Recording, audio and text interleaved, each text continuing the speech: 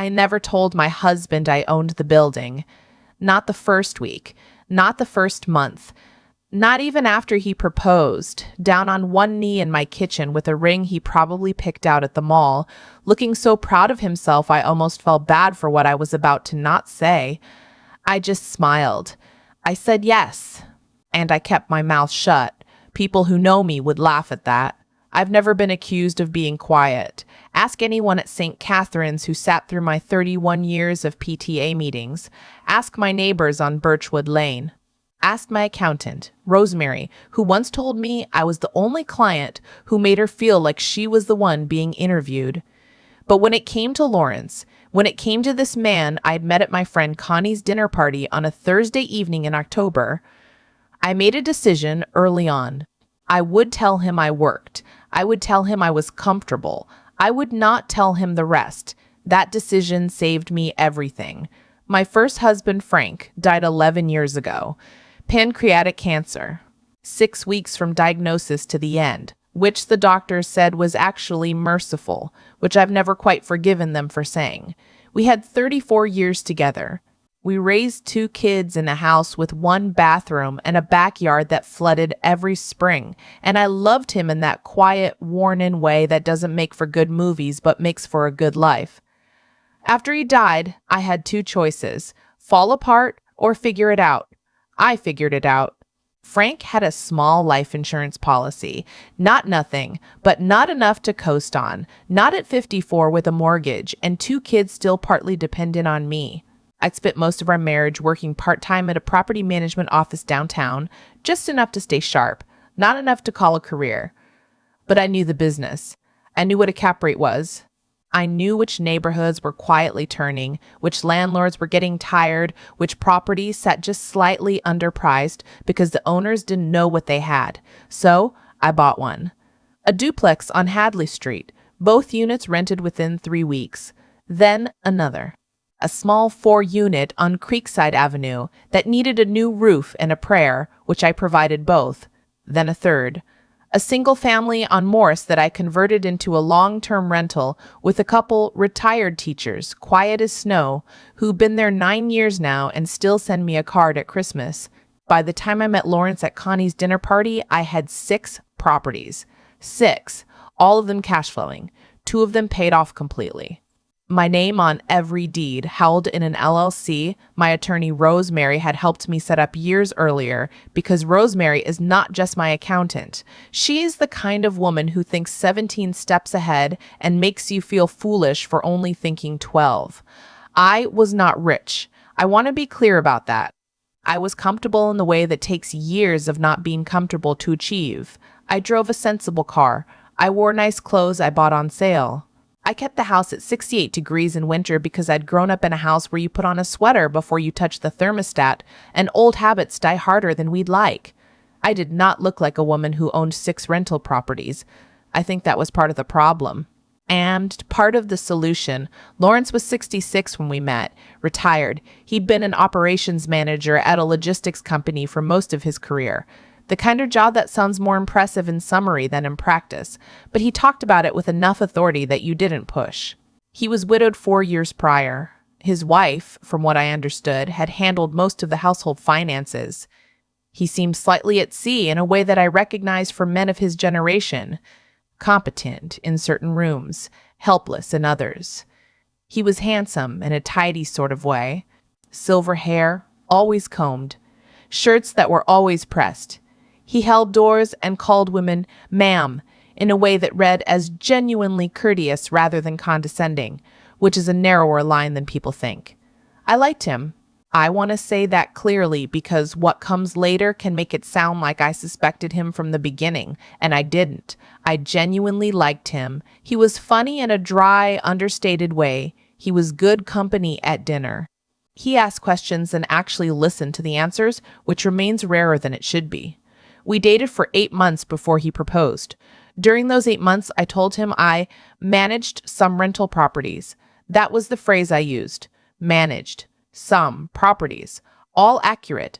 All completely true. All carefully insufficient. He didn't press. That was the first thing I noticed.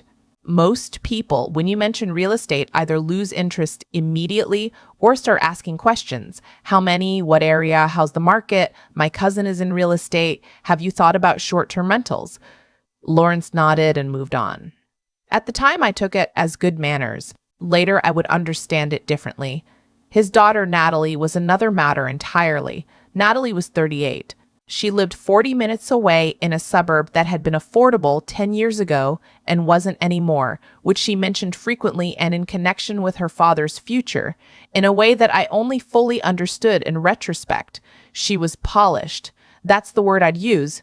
Not warm, not cold, polished. The kind of woman who always knows what she wants to order before the waiter arrives and has already calculated what everyone else owes before the check hits the table. She came to Lawrence's house for Sunday dinners, which Lawrence had apparently maintained as a tradition since his wife passed, and which I was invited to join after our third month of dating. I brought a pie. Natalie brought a salad and a series of questions delivered in the register of casual conversation. So, you mentioned you work with rentals. Is that full-time? It keeps me busy, I said.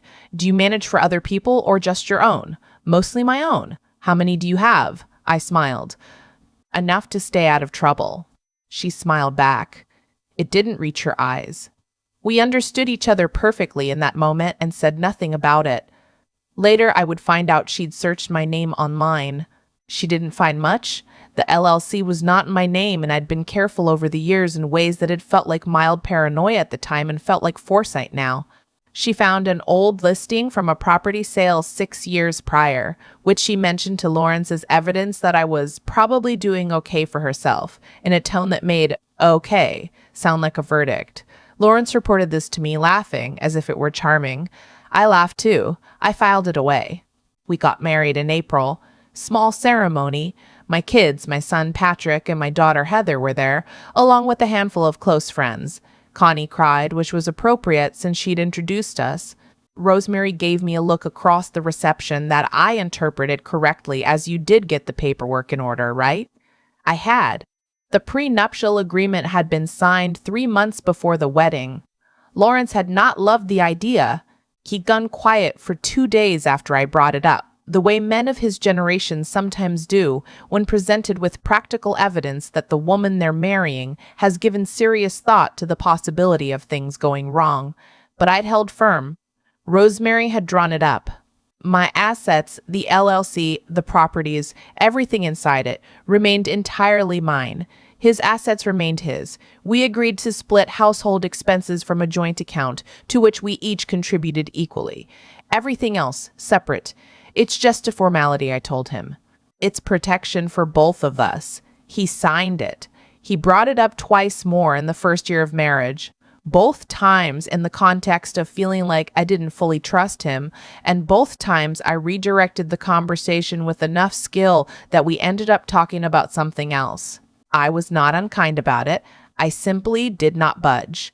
We moved into my house. His was smaller and the furnace was failing, and we both knew mine was the better choice, though we arrived at that conclusion through a discussion that was polite on the surface and slightly strategic underneath.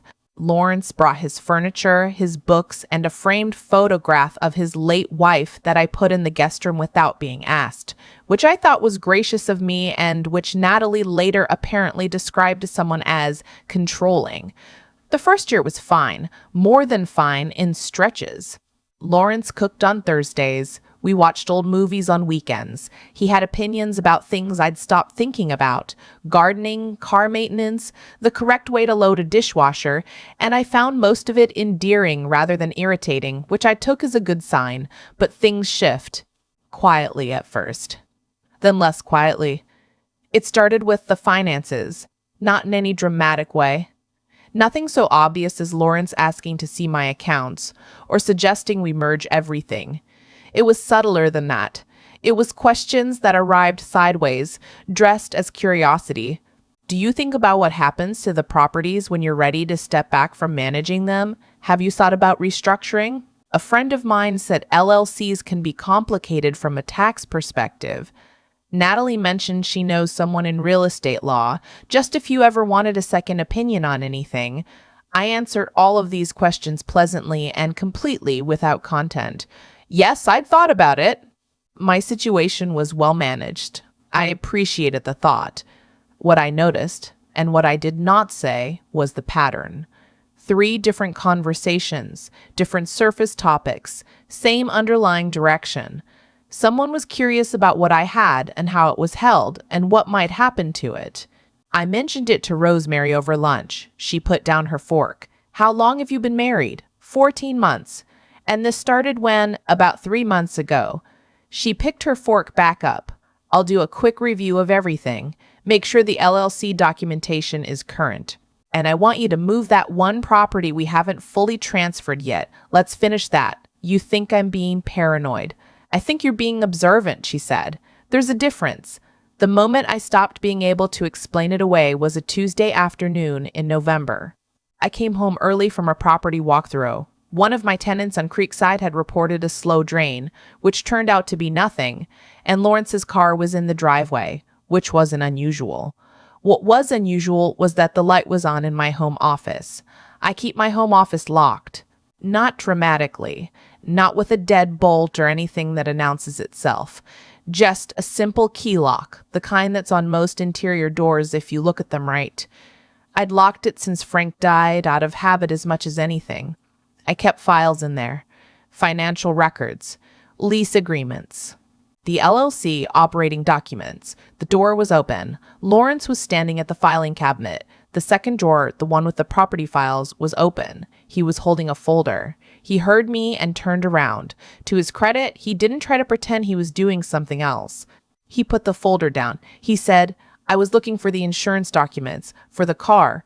The car insurance was in the kitchen drawer by the back door. He knew that. We had put it there together. I said, those are in the kitchen. He said, right. I forgot.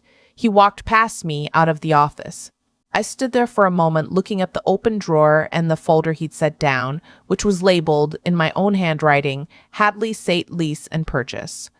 I didn't say anything else about it that night. I called Rosemary the next morning. What happened in the months that followed was not dramatic in the way that movies would have it.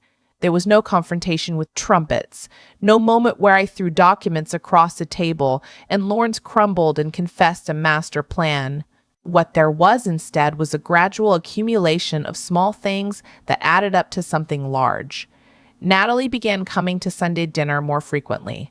She started steering conversations, naturally, almost imperceptibly, toward questions about property taxes, about simplifying financial arrangements, about how complicated it must be for me to manage everything on my own at this point in my life. At my age, that phrase began appearing. At your age, wouldn't it be easier? As if I were sitting in a rocking chair somewhere, not the woman who'd spent the previous Tuesday afternoon on a roof with the contractor, arguing about flashing. Lawrence began making comments about the properties as liabilities rather than assets. All that maintenance must be exhausting. What happens if you have a bad tenant? Have you ever thought about liquidating a couple and just simplifying? Simplifying. That word. It kept coming up from both of them, often within days of each other, as if they'd arrived at it independently and from different angles, which is possible, but which I did not believe. I did not react. I listened and I nodded and I said things like, I'll think about it, and that's worth considering. And I went home, to my home, my house, my mortgage that had been paid off for 3 years. And I called Rosemary, and then I called my attorney. A sharp and unhurried woman named Carol, who has represented me since I'd bought my first duplex and who treats worst-case scenarios as planning opportunities. Carol reviewed the prenuptial agreement. She confirmed it was airtight. She also suggested, gently but clearly, that I document everything going forward. Dates. Conversations. What was said. I started keeping a notebook. The thing that finally made everything clear. Not to me, I was already clear, but clear in a way that made action unavoidable, happened 7 months later. I received a call from a real estate attorney I'd never heard of. He introduced himself and said he'd been retained to assist with the evaluation of some properties and wanted to confirm certain ownership details. He had the correct property addresses. He had my name, my personal name, not the LLC. He had partial information, not complete, but enough to know someone had been digging. I thanked him for calling, told him I had no business with his office, and hung up. Then I sat down. I made tea. I gave myself exactly 20 minutes to feel whatever I needed to feel, the betrayal of it, the sadness of it, the particular exhaustion of being a woman who built something carefully and still has to defend it. And then I called Carol. Carol was not surprised. "This has happened before," she said, not unkindly. "People think that marriage confers access. It doesn't, not when the paperwork is done right. Mine is done right. I know it is. I did it." We talked for an hour. We went through every scenario. At the end of it, Carol said, "You don't have to do anything right now, but you should know what your options are, and you should know you have them." I knew what I had to do. I told Lawrence I wanted to talk. We sat at the kitchen table, the same table where he proposed, where we'd had 100 ordinary dinners, where everything had looked like one thing and turned out to be something else. I had my notebook in my bag. I didn't open it. I didn't need to. I told him what I knew, the filing cabinet, the real estate attorney who'd called me, the conversations about simplifying, the pattern of questions that had started 14 months ago and had never really stopped. I didn't raise my voice. I didn't cry. I'd done my crying, alone, on a Tuesday, over a cup of tea. This was not a moment for tears. This was a moment for clarity. He denied some of it. He minimized the rest. He said Natalie had been just trying to help and that he'd gone into the office because he was just curious and that the attorney was a misunderstanding he could explain. I let him talk. When he was done, I said, "I want you to understand something. I built what I built alone. After your father died, after your kids left, after every year that could have broken me and didn't, I didn't build it for someone to find. I built it because it was mine." I paused, and it still is.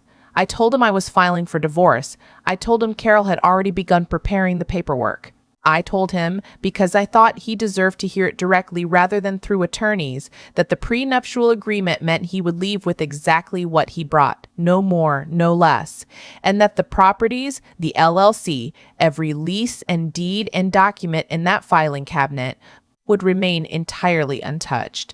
He looked at me for a long time, then he said quietly, "I didn't know you had all of that." "I know," I said. "That was the point." The divorce took 4 months. Lawrence did not contest it. Natalie sent me one email, which my attorney advised me not to respond to, and I didn't.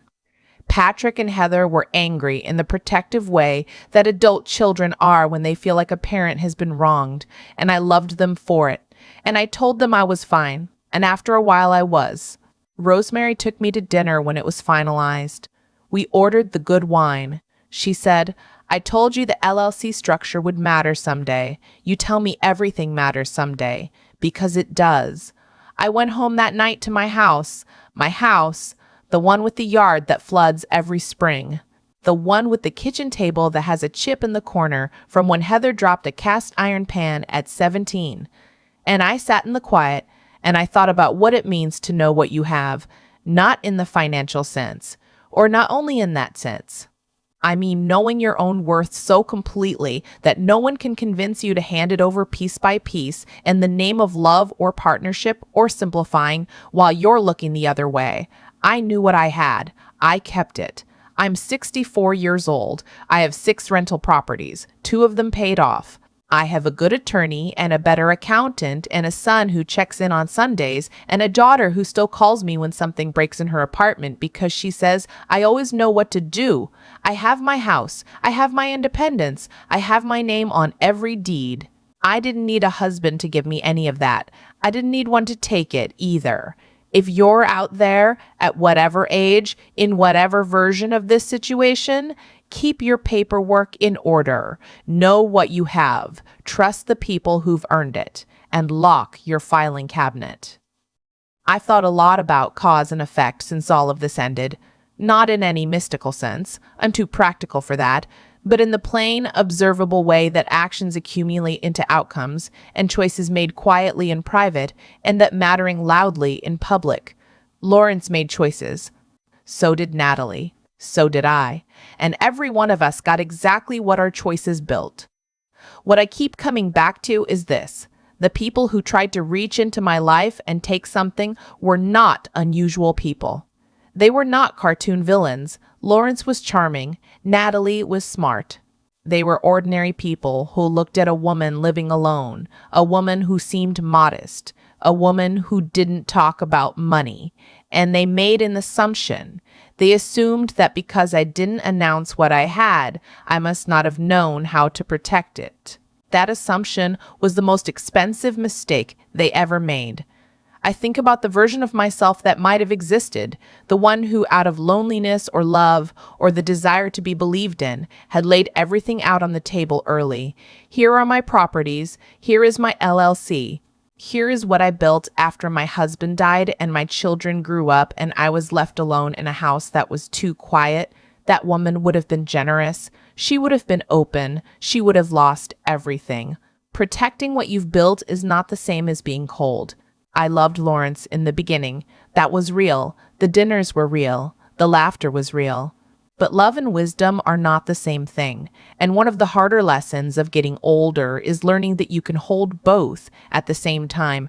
Genuine feeling for someone and clear-eyed recognition of who they actually are. Rosemary used to say, the paperwork is not about distrust. It's about clarity. I used to half believe her. I believe her completely now. The intelligence it takes to build something is different from the intelligence it takes to keep it. Building requires boldness. Keeping requires patience and attention and the willingness to see what's in front of you, even when you'd rather not. I had to develop the second kind after I already had the first. That took years. It took Frank's death and everything that came after. It took 6 properties and a lawyer I trust completely and a filing cabinet with a lock on it. What I want anyone to take from this, and I mean anyone, at any age, in any version of this situation, is that protecting yourself is not a betrayal of love. It is a form of self-respect. The two can live in the same house without contradiction. I earned what I have, every lease signed, every roof argued over, every tenant phone call at 7 in the morning. Nobody handed it to me. Nobody was going to take it from me either. Not through manipulation disguised as curiosity, not through a daughter's polished questions at Sunday dinner, not through a husband standing in my office holding a folder he had no business touching. I knew what I had. I kept it, and I would do it exactly the same way again.